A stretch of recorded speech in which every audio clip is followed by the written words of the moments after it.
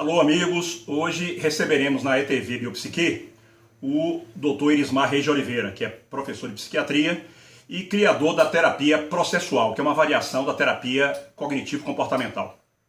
A terapia processual é hoje internacionalmente considerada como uma das abordagens mais criativas dentro da tradição cognitivista, aquela fundamentada no trabalho pioneiro de Aaron Beck. Irismar vai nos contar um pouco da sua própria história, bem como das características da terapia processual e da sua surpreendente inspiração na literatura de Franz Kafka. Passemos então a palavra a Irismar.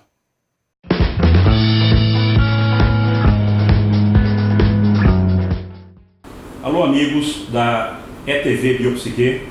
Hoje nós temos o prazer, a honra de receber um nome da psiquiatria brasileira, alguém que, de certa forma, criou uma nova corrente em psicoterapia, uma pessoa de extrema criatividade, que é o professor Irismar Reis de Oliveira.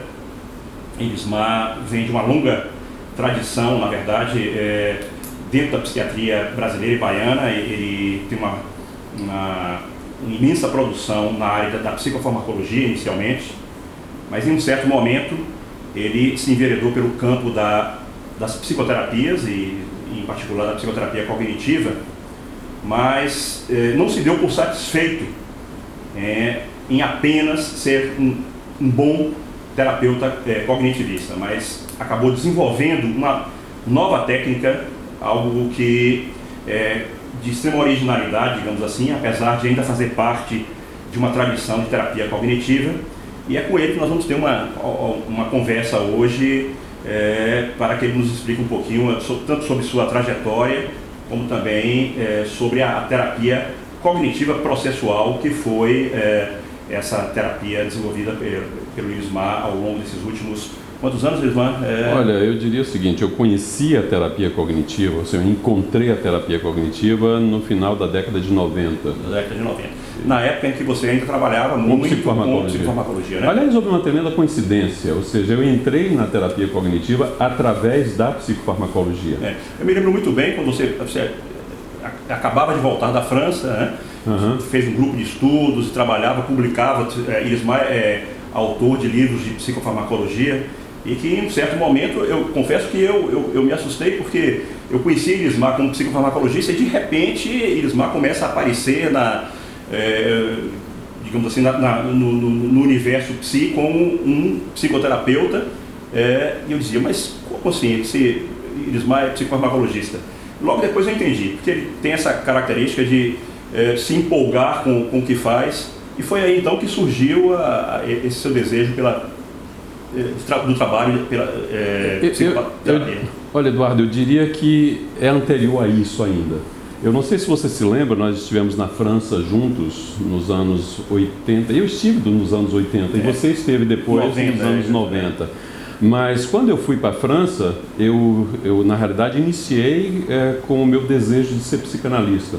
Embora eu tenha ido para a França para ser psiquiatra, ou seja, fazer um curso, uma formação, uma especialização em psiquiatria, eu fui também para aprender psicanálise. Então eu já tinha iniciado uma formação psicanalítica que eu continuei com o grupo lacaniano na França. E apenas depois de algum momento eu tive de fazer uma escolha. Eu dizia para mim, olha, eu não vou conseguir fazer as duas coisas bem. Ou eu serei psicanalista ou eu serei, digamos assim, psiquiatra clínico. E naquele momento eu achei que era mais importante, até pela minha vinculação com a universidade, que eu voltasse como psiquiatra e como psiquiatra clínico e como psicofarmacologista. De modo que a minha prática em psiquiatria clínica e psicofarmacologia, ela durou, digamos assim, pelo menos uma década totalmente focado nisso. Nesse momento eu dava cursos de psicofarmacologia no Brasil, e é por isso que minha entrada na terapia cognitiva está um pouco vinculada a isso, por uma coincidência. Eu creio que foi em 1998, eu fui convidado para dar um curso de psicofarmacologia no Rio Grande do Sul, em Porto Alegre, e naquele momento que eu estava dando o curso lá, os organizadores deste curso estavam também organizando um curso de terapia cognitiva. Eu tinha apenas ouvido falar, não tinha a mínima noção do que era terapia cognitiva, e então eles me propuseram, por que você não fica e assiste?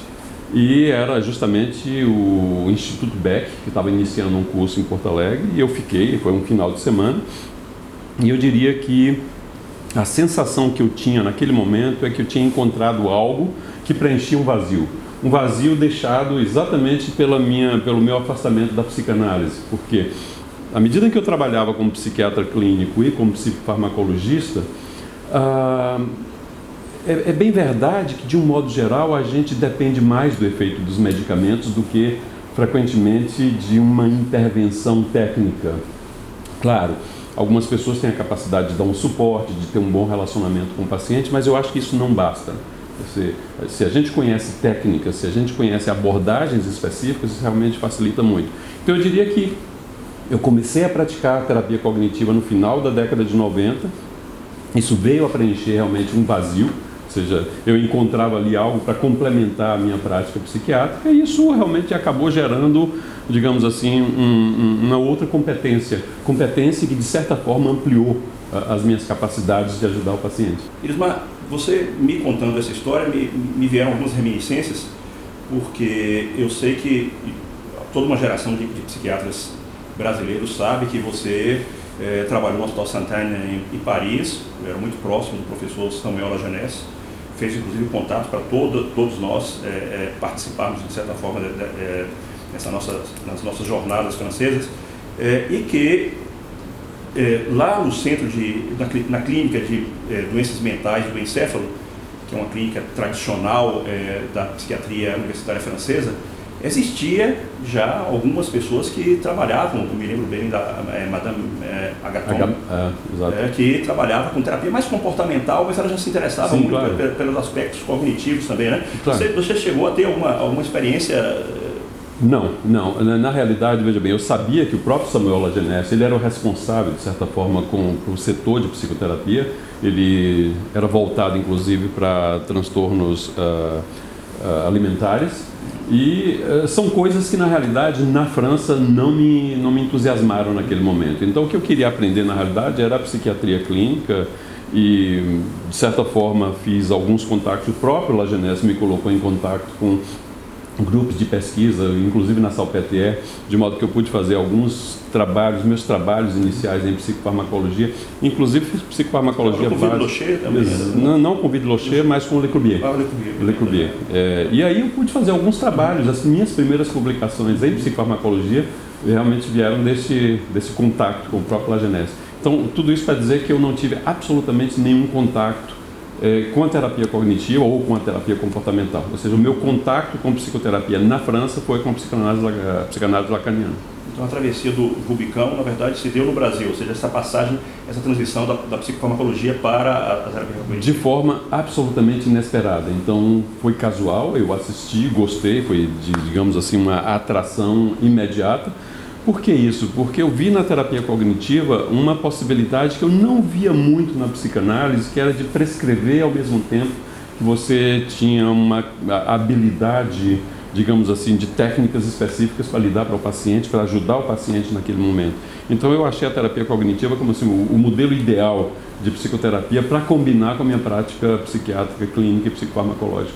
Muito embora a essa altura você já não fizesse mais psicanálise, não. Estava distanciado da...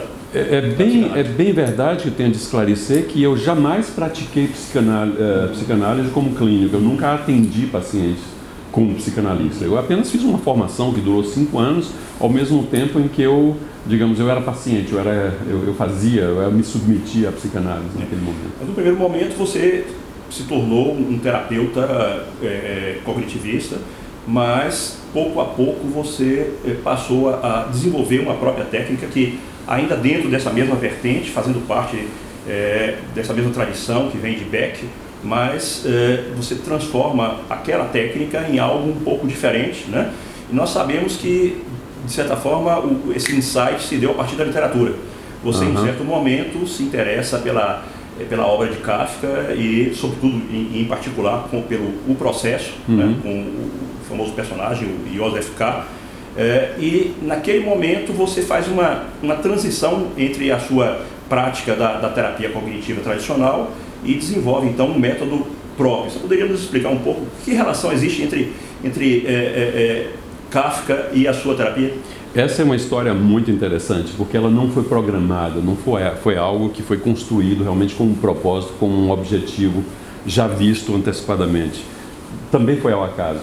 Porque o que aconteceu? Na medida em que eu praticava a terapia cognitiva 100% beckiana, sempre havia lacunas. E essas lacunas eu tentava, de alguma forma, preencher com uma maneira pessoal de fazer terapia, né? Então, por exemplo, haveria uma técnica, como um dos aspectos importantes como técnica na terapia cognitiva, se chama o registro de pensamento. O registro de pensamento, na realidade, é uma forma de um formulário que é apenas para anotar um diálogo, ou seja, sempre partindo do princípio que o diálogo com o paciente é o mais importante. E eu quis fazer um registro de pensamento diferente, que desse conta de algo que eu estava faltando na época, enquanto eu praticava terapia cognitiva, que era como lidar com esses conceitos mais fundamentais que a gente chama de crença nuclear. E então eu estava fazendo um registro de pensamento exatamente para trabalhar com o paciente as crenças nucleares. Esse trabalho, inclusive, chegou a ser publicado. Eu não vou entrar em detalhes, mas o fato é que era um instrumento que tinha algumas imperfeições, eu não estava totalmente satisfeito com ele. E a resolução se deu de uma forma também casual, ou seja, na medida em que você tem um problema, tem um dilema na sua cabeça, isso fica, né? Você trabalha mesmo, digamos, inconscientemente com esse problema e ele surge uma solução de uma hora para outra. E foi exatamente isso que aconteceu. Eu estava, na realidade, num dia, após um dia de consultório, eu passei pela antiga civilização brasileira e enquanto eu fazia um giro que eu gosto de fazer de vez em quando, totalmente despretensioso, eu me dei com a prateleira de literatura alemã. Apenas lembrar que está nos assistindo que a antiga civilização brasileira era uma antiga livraria de Salvador, muito famosa. Famosa. Né? Infelizmente acabou, porque faz parte da minha história, inclusive, isso. Mas justamente para não divagar mais, porque teria outras histórias para contar a respeito disso. Mas o fato é que eu visualizei o livro O Processo, de Kafka. E então veio como eureka. Eu resolvi o problema técnico que eu estava tendo naquele momento. Então eu transformei aquele formulário, o registro de pensamento para lidar com crença nuclear, crença central, em uma espécie de diálogo em que o indivíduo se veria como advogado de acusação, advogado de defesa. Por que isso? Ao ver o processo, eu me lembrei que eu tinha lido o Processo de Kafka ainda adolescente, aí pelos 17 anos, e é claro que é um livro absolutamente complexo e difícil de ser compreendido. Eu não sei se eu o havia compreendido naquele momento, mas isso me ligou naquele momento para que eu relesse esse livro já com uma outra visão. E minha ideia foi confirmada na medida em que eu li o processo com a seguinte interpretação de que Kafka, com aquele personagem Joseph K., que eu diria que é o próprio Kafka, estava propondo ali uma espécie de princípio universal da autoacusação. Kafka é um indivíduo altamente acusatório. Então, dois livros fundamentais, na realidade, que deram origem na literatura à terapia cognitiva processual. Então, foi o Processo de Kafka e logo em seguida eu li a Carta ao Pai. Bem verdade que talvez a Carta ao Pai seja a única obra não ficcional de Kafka, né? Uma carta que ele fez para o pai, uma espécie de desabafo. Embora quase toda a obra dele, de certa forma, revele algo, embora dentro da ficção, mas autobiográfica. Claro, é totalmente autobiográfica. Então, naquele momento, aquela carta que foi mandada para o pai, e o pai dele jamais leu essa carta, né? Foi entregue à mãe, a mãe não entregou ao pai, mas ali quem lê aquela carta, ela não é só feita de acusação ao pai, mas também ela é altamente acusatória. Então, essa é uma característica de Kafka. O fato é que a minha interpretação do processo, e aí eu tive a possibilidade de não só ler vários livros de Kafka, mas como ler várias biografias de Kafka, é que no processo, para quem não leu o processo, talvez valha a pena realmente uma ligeira, digamos assim, sinopse do que é. Ou seja, um personagem principal, que é Joseph K., ele acorda uma determinada manhã, então ele descobre que ele está detido por policiais que chegam e que dizem para ele que ele estava preso. E ele então não sabe do que ele é acusado, não é permitido que seja dito a ele do que ele é acusado, ele nunca vai saber do que ele é acusado, E durante todo o trajeto do livro, finalmente, ele não está preso de fato, porque ele está livre para ir, ele vai trabalhar, ele vai ao banco, ele vai à igreja, ele visita os próprios tribunais, etc. E no final do livro, ele é condenado e executado sem jamais ter sabido do que ele era acusado. O que há de interessante e que me faz acreditar nisso é que, na realidade, em 2 momentos do livro Processo, Kafka, o personagem K, ele tinha a possibilidade, talvez, de descobrir do que ele estava sendo acusado, mas ele próprio não se permitiu isso. O primeiro momento creio que é a altura do capítulo 2 desse livro, onde ele está diante de um juiz e num tribunal, de forma altamente surrealista, uma casa abandonada, etc. E aí, então, ele diz alguma coisa, digamos, agressiva para o juiz. E ele é capaz de dizer dramaticamente alguma coisa assim: olha, seus patifes, fiquem com seus inquéritos. E de forma muito mal criada, ele sai, dá as costas, e na medida em que ele vai saindo, o juiz chama a atenção para ele, dizendo exatamente assim: o senhor talvez não tenha consciência de quão importante é o inquérito para o acusado. E é exatamente nesse momento que ele diz: seus patifes, fiquem com seus inquéritos, e dá as costas e sai. É claro que isso é uma vivência absolutamente, digamos, psicológica interna, porque ninguém faria. Progressivamente é uma aceitação de que ele carrega uma culpa de que não sabe exatamente do que. Exatamente. Então, nesse momento, quando o juiz chama a atenção que ele não tinha consciência do inquérito e o quão importante é, talvez Kafka tenha perdido, o personagem K tenha perdido aí nesse momento uma oportunidade de saber. Essa é uma deixa. A segunda deixa é quando o tio dele, Lenin, o leva para visitar um advogado que poderia, digamos assim, defendê-lo. E ele é absolutamente displicente. A primeira coisa é que o advogado está doente, o advogado está acamado. Se a gente considera agora que esse advogado é um advogado interno, é como se dando uma indicação de que o nosso advogado de defesa está doente. E além disso, o Kafka não presta a mínima atenção no advogado, ele sai, inclusive, para fazer algumas outras coisas, e deixa o tio e não retorna mais. Então eu leio, né, no livro esses 2 momentos em que Kafka, o personagem K, poderia eventualmente, tendo a chance de saber do que ele era acusado, e não teve. Mas desculpa, eu interrompi. O livro, então, ele cria, na verdade, um modelo de um tribunal interno. Interno. Essa é a forma como eu vejo. Uma dialética de conflitos, de argumentos. Claro. E se essa interpretação que eu fiz de que Kafka estava propondo um princípio universal da autoacusação, foi exatamente o que nós tínhamos na terapia cognitiva, que equivale exatamente ao conceito de crença nuclear sobre si mesmo. Por exemplo, o que é uma crença nuclear sobre si mesmo? É quando o indivíduo se vê de forma altamente negativa, como eu sou incompetente, eu sou estúpido, eu sou burro, eu sou frágil, e que é isso com o que a gente lida na terapia cognitiva, tentando ressignificar e fazer com que o indivíduo se veja de uma outra forma. Então, é mais ou menos isso. A minha ideia é, se o indivíduo descobre do que ele se autoacusa, então nós podemos organizar, digamos, a sua própria defesa. E é isso que nós fazemos no consultório. No consultório, com o paciente, a primeira coisa é fazer uma investigação, um inquérito. A técnica já existe para isso, ela se chama de seta descendente, ou seja, é o caminho real para a descoberta da crença nuclear.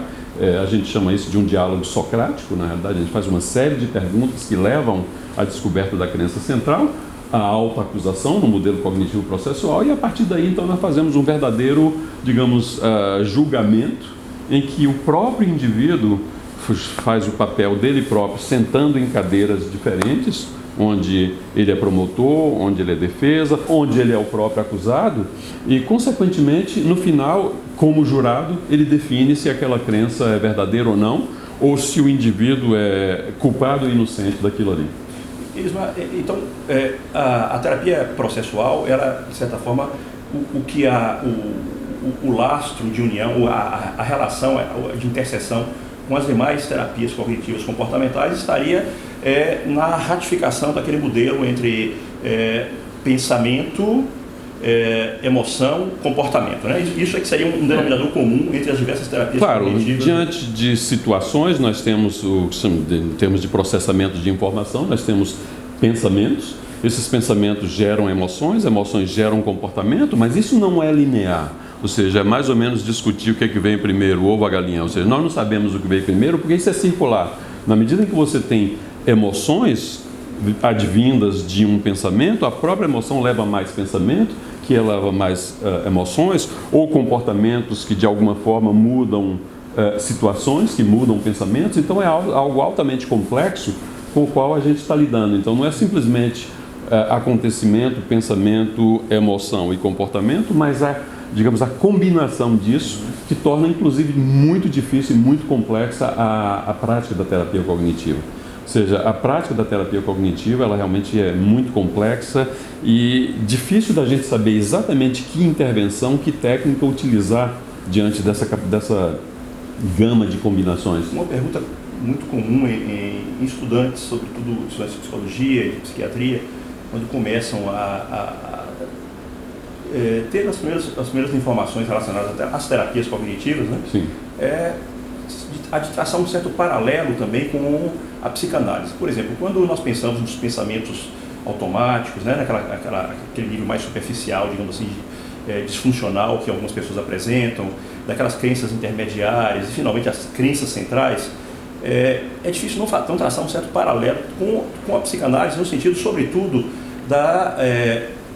do inconsciente. As crenças centrais não teriam um certo parentesco com o inconsciente freudiano. Eu diria que é muito mais do que isso, Eduardo. Veja bem, na hora que a gente fala em termos de pensamentos automáticos, que são aqueles pensamentos mais superficiais que lhe vêm à mente, isso me lembra muito bem a minha época de psicanálise, inclusive como cliente, lá deitado no divã, que eu fazia a associação livre, e que é mais ou menos o que o terapeuta cognitivo pergunta: o que acaba de passar por sua cabeça agora, em busca desse pensamento. Isso num nível mais superficial, como nós estamos colocando, mas também quando a gente fala em termos de algo mais profundo, que são as crenças intermediárias, que a gente chama de pressupostos subjacentes. Os pressupostos subjacentes, eles alimentam um tipo de comportamento que se chama de comportamento de segurança. Apenas para dar um exemplo clínico, vamos imaginar que o indivíduo tenha fobia social e que seja muito difícil para ele, por exemplo, falar em público, como nós estamos falando aqui, ou eventualmente ir a uma festa, etc, etc. Então, qual é o comportamento desse indivíduo? Ele se esquiva, ele evita. Esse comportamento, na realidade, é sustentado pelo que nós chamamos de pressupostos subjacentes, que é mais ou menos isso: olha, se eu vou à festa, na realidade eu vou ficar muito ansioso, ou vão perceber que eu sou desajeitado ou coisa desse tipo. Então ele se esquiva. A consequência disso é que ele vai ter esse pressuposto, na realidade, reforçado, porque ele jamais vai desconfirmar esse pressuposto. Então, a gente está indo, de uma certa forma, para um outro nível de cognição, e, finalmente, por que nós precisamos desses comportamentos de segurança que lembrariam na psicanálise os mecanismos de defesa? Não é isso?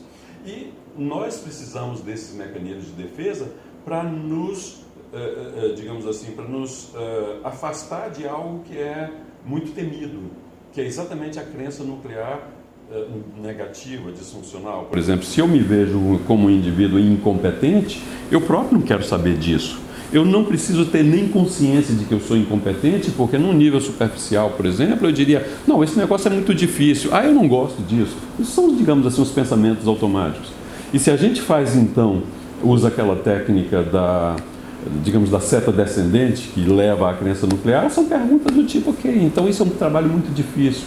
E se você fizer a pergunta do tipo: olha, o que isso significa para você considerar que isso é muito difícil? Porque eu não vou conseguir. E se for verdade que você não vai conseguir, o que isso significa para você? Significa, na realidade, que eu vou ter de enfrentar momentos muito difíceis e tal.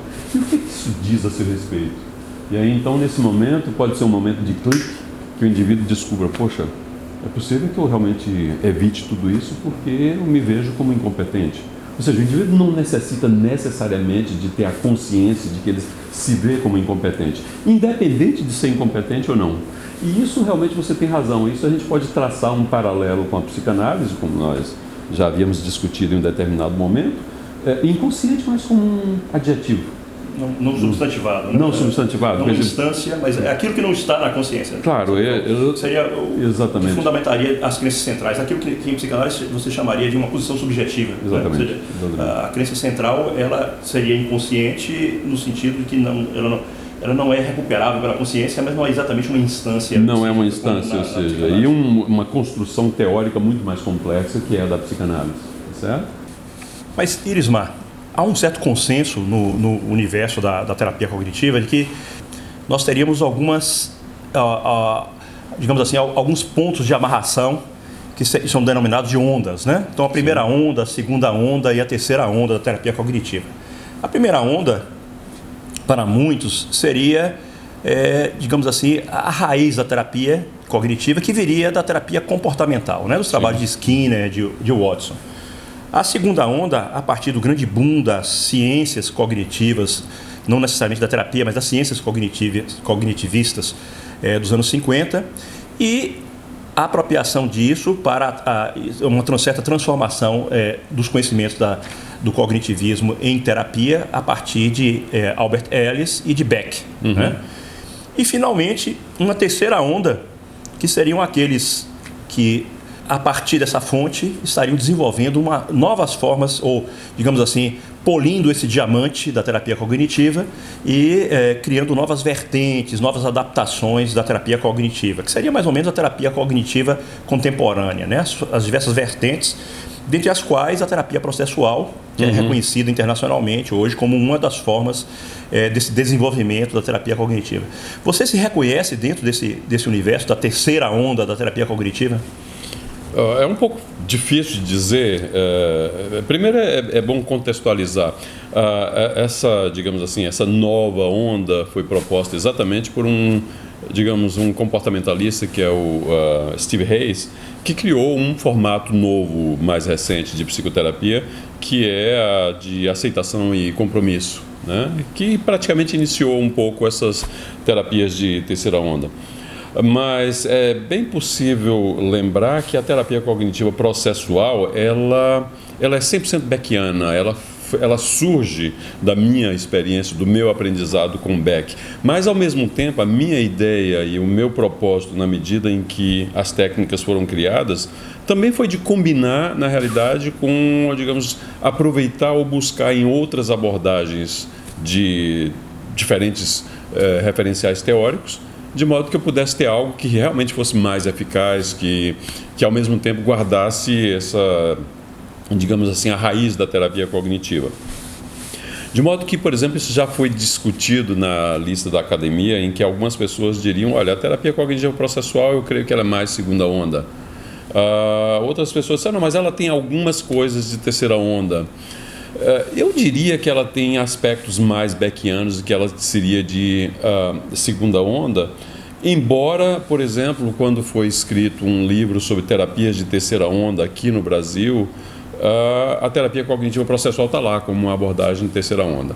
De modo que realmente não é uma coisa muito clara, porque no próprio desenrolar da aplicação da terapia cognitiva processual, a gente tem técnicas que fazem parte exatamente realmente da forma de trabalhar de Beck, mas ao mesmo tempo eu consegui integrar outras formas. Por exemplo, na medida em que o indivíduo está terminando na terapia cognitiva processual, há uma espécie de transição para aprender, por exemplo, mindfulness ou atenção plena, que é fundamentalmente uma coisa que é utilizada pelas abordagens de terceira onda.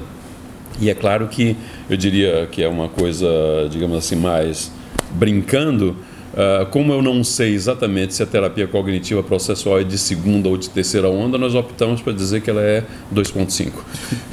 Você poderia dizer ou nós poderíamos dizer que o que delimitaria uma terapia de segunda onda seria aquele compromisso com os princípios do pensamento, emoção, comportamento, ou a terceira onda também, de certa forma, ela tem as suas bases dentro desses princípios? Olha, eu diria que foi até uma reação a esses princípios. As terapias de terceira onda, elas realmente não estão muito preocupadas em reestruturar cognições.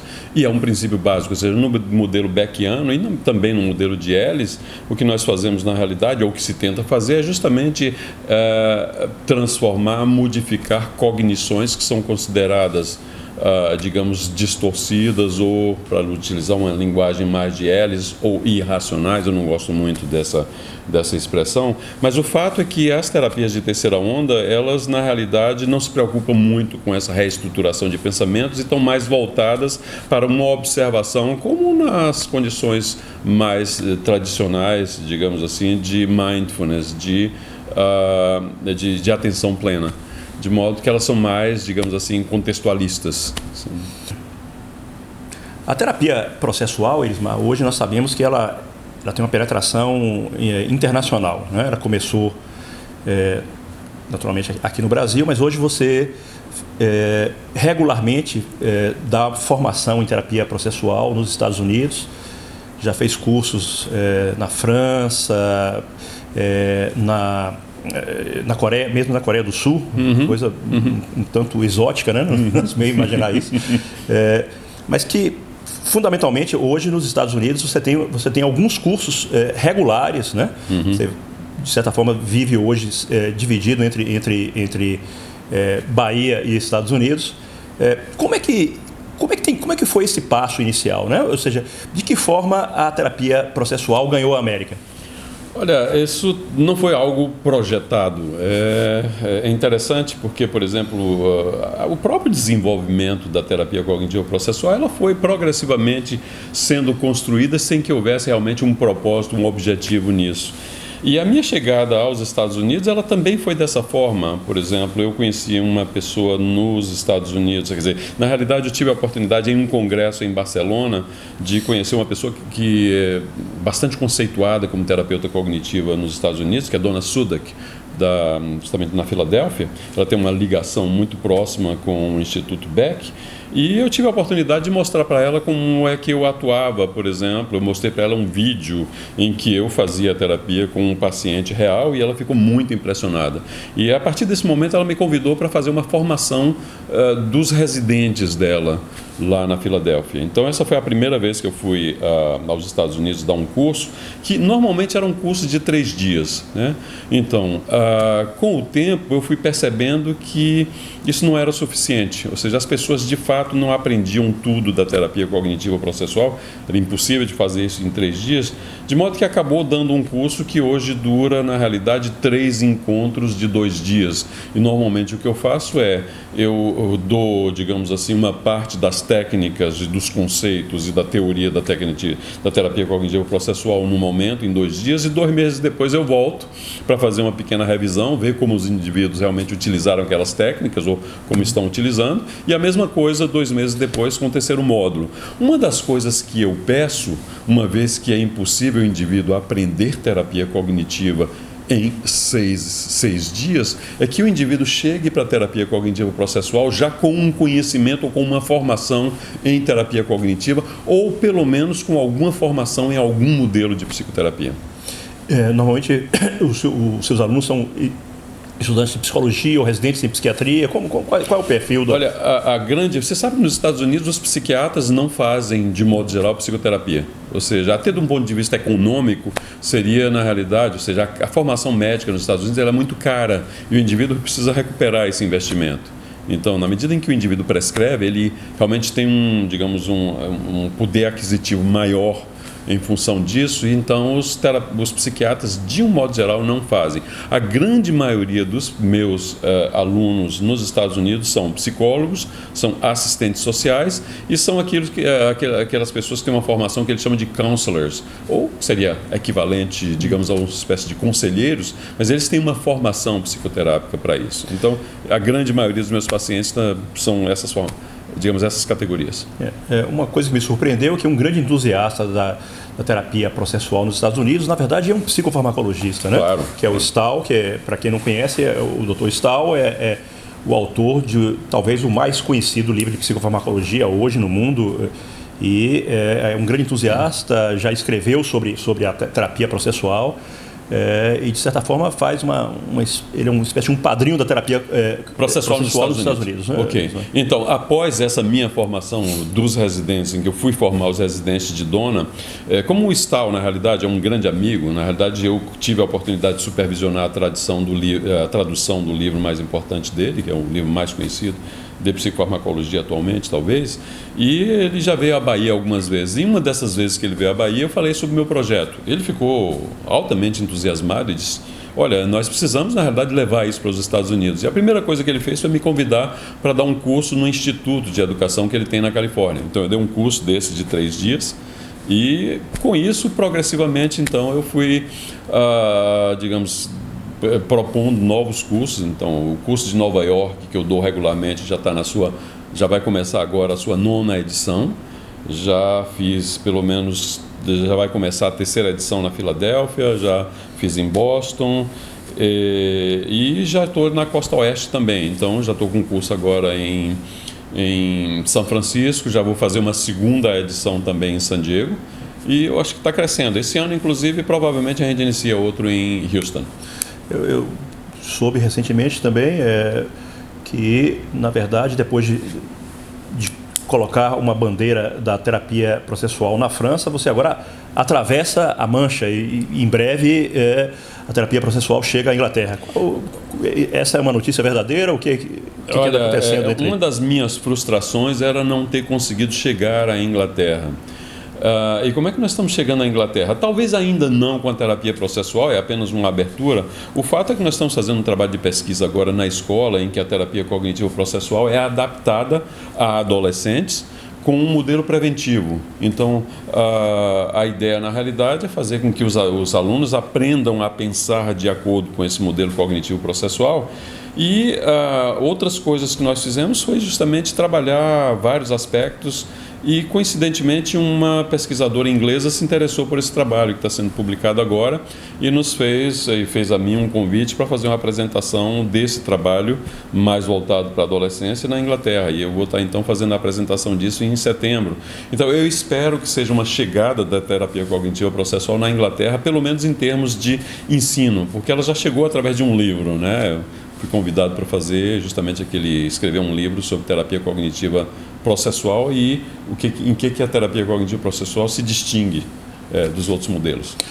Elismar, mas um estudante de psicologia ou de psiquiatria que hoje no Brasil queira fazer uma formação em terapia cognitivo processual, quais são os passos, onde essa formação é dada? Ela é feita da mesma forma que nos Estados Unidos. Nós estaremos fazendo brevemente um curso em Recife, nesse mesmo molde em que, por exemplo, eu vou a Recife 3 vezes agora no ano de 2017, mas nós já começamos a pensar, por exemplo, em uma formação. Recentemente nós fomos convidados para fazer uma formação em Marília, que deve começar dentro de algum tempo também. Em São Paulo. E funciona. Já fizemos formação em São Paulo, no Rio, em Porto Alegre.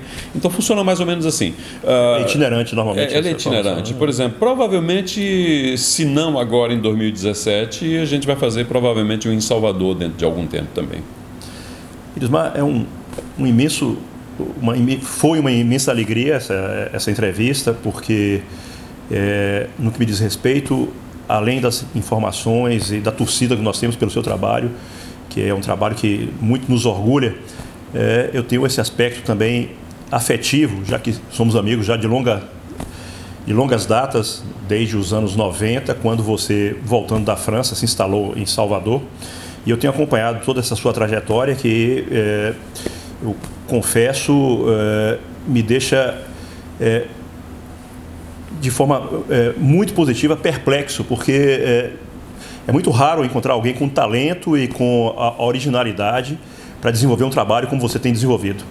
E para nós é um prazer enorme tê-lo aqui na ETV Biopsique. E esperamos contar com você em outros momentos. Certamente nós teremos outras oportunidades.